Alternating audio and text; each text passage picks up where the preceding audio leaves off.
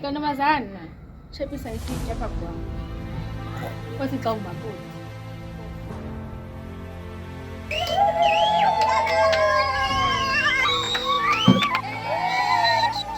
Kazi ke apha bahambelana namaphepha onke and ke yahlanjwa yashiywa apha ke ndinoxeba kusekho ndingayo mamnomda ndizalela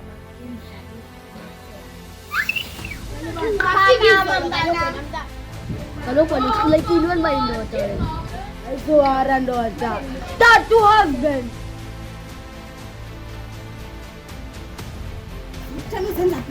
Hey, tanang umiyak na nila content yung libele ukwenza content apho.